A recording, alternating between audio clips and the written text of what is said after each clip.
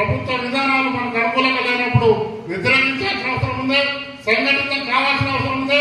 సంఘటితంగా మనం పోరాటాల ద్వారా మన హక్కులు సాధిస్తారని మన అమరులు ఇచ్చిన స్ఫూర్తితోనే మనం ముందుకు పోయి ఈ ప్రభుత్వాల మెడలు వచ్చి మన హక్కులను సాధించుకోవాల్సిన అవసరం ఉందని కూడా మన సోదరులను కోరుతా ఉన్నాం.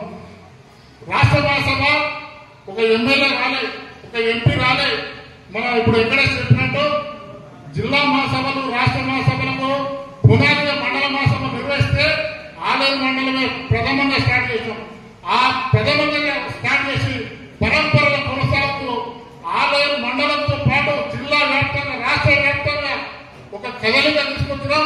కళ్ళు గీత కార్మికులందరూ కూడా ఒక సమస్యల వలయం నుంచి ఏదైతే బాధపడతా ఉన్నారో వారందరూ కూడా చైతన్యం చేసి ఎవరికి డబ్బులు ఇవ్వకుండా కొందరు మీటింగ్లు పెడితే నీ ఊరికి 5,000 ఇస్తా, 10,000 ఇస్తా, బీరిస్తా, బిర్యానీ ఇస్తా, పని పెట్టమని చెప్పినా కానీ 500 మంది దాటాలి.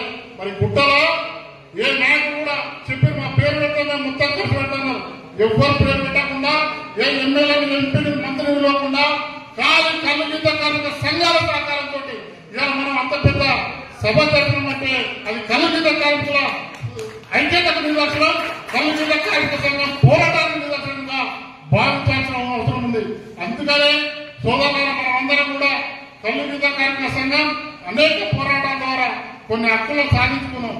ధర్మభూషణ్ గారు కానీ, అదేవిధంగా బైరుమల్ల గారు కానీ, తోట్ల మన్సూర్ గారు కానీ, ఇంకా అనేక మంది వీరులు మన తమ జీవితాలను త్యాగం చేసి మన సంఘం కోసం పనిచేసే ఉన్నాం.